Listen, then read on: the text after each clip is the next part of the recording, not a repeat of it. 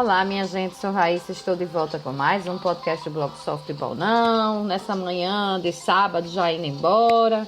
A temperatura até caiu um pouquinho, acho que os ventos que sopraram aí muito fortes também começaram a surgir umas certas nuvens, mas nada de chuva. Nós temos agora 29,4 graus aqui em Natal, né? Tava 29,6. Bom, eu chego então com esse tema eleição versus saúde mental, né? Acho que todo mundo sabe bem do que eu estou falando, mas agora é hora de falar de quem pesquisou a respeito, né? Para a gente ter uma ideia melhor. Na verdade,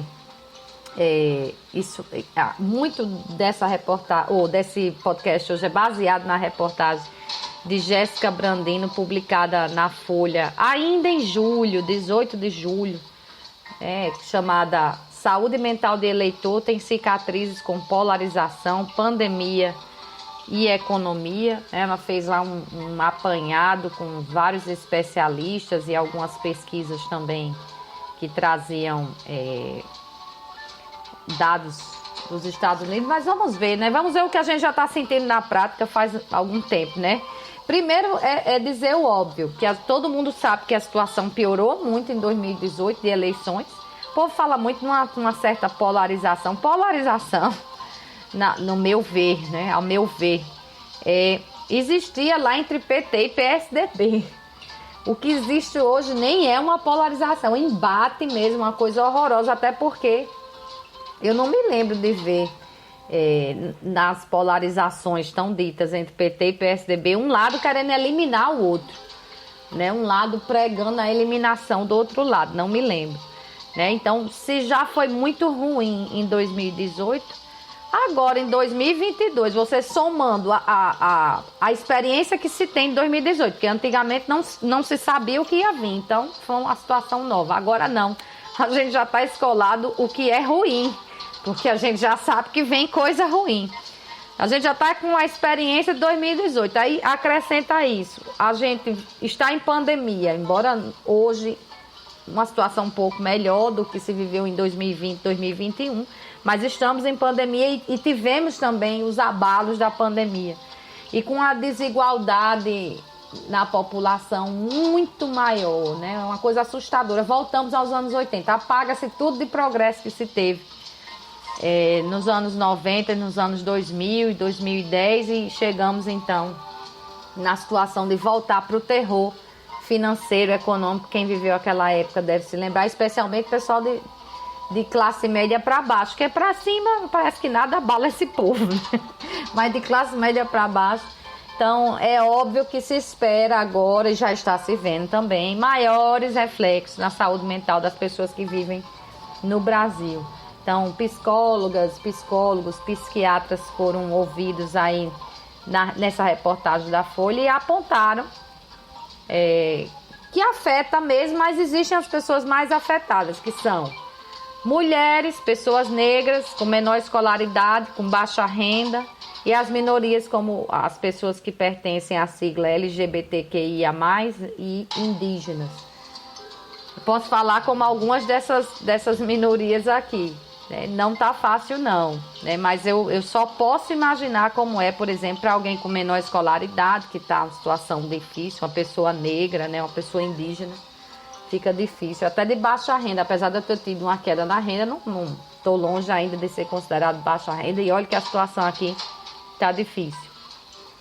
Mas em 2018, né, ansiedade, angústia, paranoia, depressão eram os diagnósticos mais comuns da época, embora é preciso sempre fazer essa exceção, né, e destacar isso, que não dá para apontar especificamente o impacto das eleições, especificamente na saúde da população. Não dá, não se tem uma pesquisa exclusiva disso. É sempre bom saber que há um componente anterior para esse tipo, principalmente paranoia, né? Há um componente anterior fortíssimo. Você não vai desenvolver uma paranoia do nada, né? Você tem alguma tendência a isso já. É importante dizer isso. Mas a reportagem traz, por exemplo, um relatório da APA, que é a Associação Americana de Psicologia, chamado Estresse na América. Lembrando que nos Estados Unidos eles acham que a América é só o país, né? Não é o continente. Então, estresse da América é estresse nos Estados Unidos, na verdade. Esse é um relatório que é publicado desde 2007, anual. Todo ano eles publicam um, né? E eles fizeram lá a comparação. Por exemplo, em 2016, segundo esse relatório, 59% dos republicanos, né, das pessoas que se identificavam como engajadas na proposta do Partido Republicano, 59% dessas pessoas disseram que o período eleitoral era fonte de esgotamento.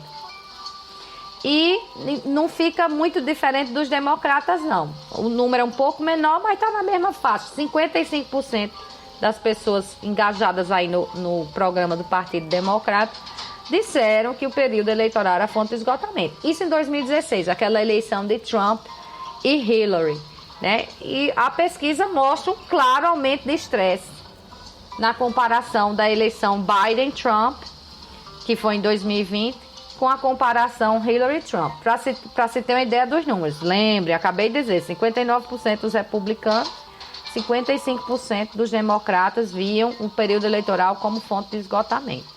Em 2020, esses números mudaram assustadoramente para cima.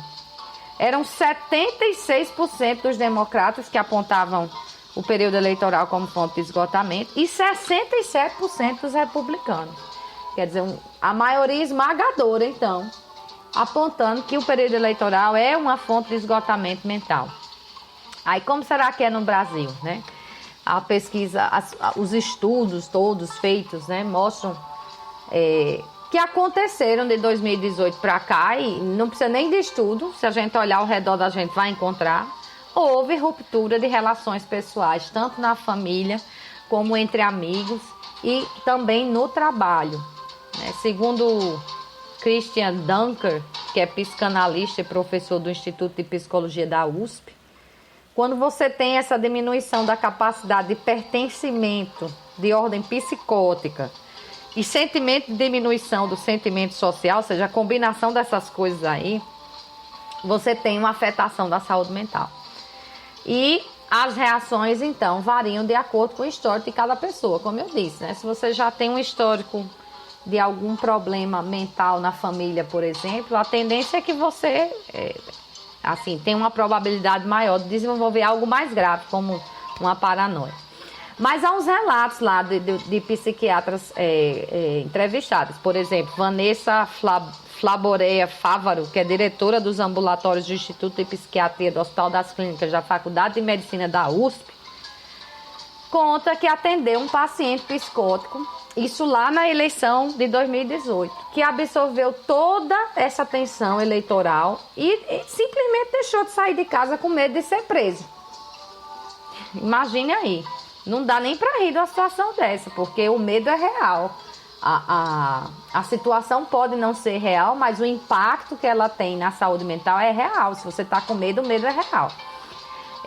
O psiquiatra Pedro Lima conta que atendeu em Porto Alegre uma pessoa em pânico, dizendo que o PT poderia ganhar a eleição e que um navio havia chegado de Cuba para comprar o pleito. Imagine aí.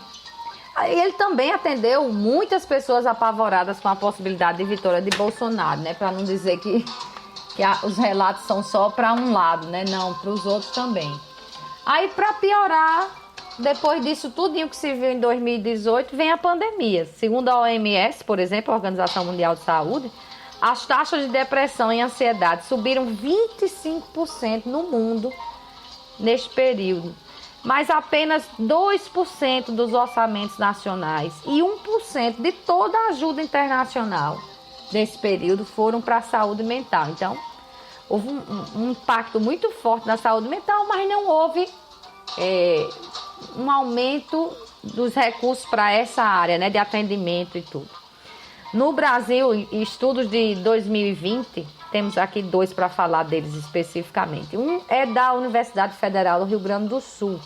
Foi um questionário online realizado de maio a julho de 2020, com quase 2.000 pessoas, maioria esmagadora de mulheres, né? 84% dessas quase 2.000 pessoas eram mulheres. E 82% dessas pessoas que responderam a essa pesquisa apresentavam sintomas moderados a graves de ansiedade. Gente, moderado parece uma palavra bonita, mas já é pior do que leve. Tudo que tem esses sintomas moderados e graves, qualquer doença na medicina, ela começa nessa escala com leve. É leve, moderado e grave. Grave ou severo, né? Então, 82% das pessoas apresentavam sintomas moderados a graves de ansiedade e 68% das pessoas apresentavam sintomas de depressão. O maior impacto, segundo essa pesquisa, ocorreu entre jovens e pessoas com baixa renda e baixa escolaridade. Um estudo da PUC, que levou aí em consideração, analisou 1.000 relatos de sonhos no primeiro ano de pandemia, isso com pacientes de diferentes idades, ou pessoas pesquisadas de diferentes idades, trouxe o relato de, entre os sonhos relacionados à crise sanitária, que você está vivendo aquele pesadelo, né? Você começa a sonhar a respeito daquilo, apareceram relatos ligados a figuras políticas, dentre elas, obviamente, Bolsonaro, né? Não poderia ser diferente. Então, a situação não está fácil.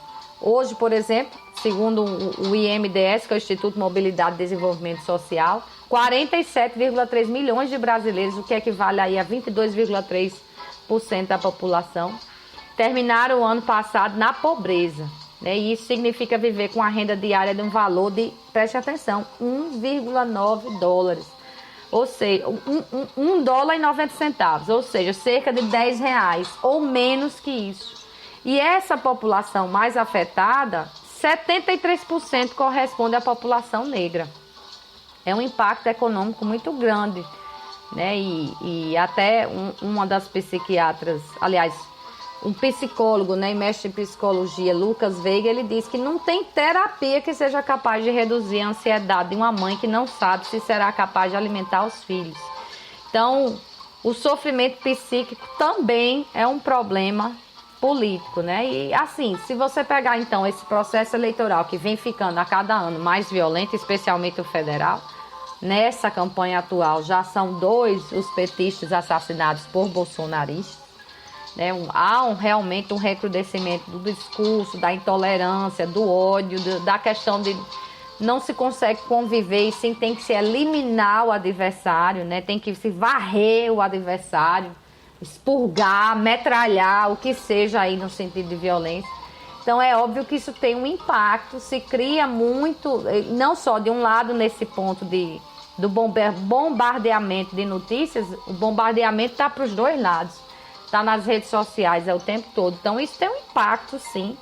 E a gente vai precisar repensar como viver com isso daqui para frente. Porque não dá para ter uma eleição péssima, como foi em 2018, e você chegar em 2022 e a perspectiva é de ter uma eleição, e estamos tendo uma eleição ainda pior. Porque eu, por exemplo, resolvi botar adesivos bem antes do meu carro, que normalmente eu boto mais perto da eleição. É uma coisa que eu faço todo ano, voto vestida lá de cores de Brasil e com os adesivos do candidato que vou votar ou da candidata que vou votar. E ao sair na rua, o que eu mais encontro são pessoas que se identificam com o voto que eu vou dar, que dizem, vou votar também, não sei o quê, mas que ao mesmo tempo ali, na hora que dizem isso, tome cuidado, né?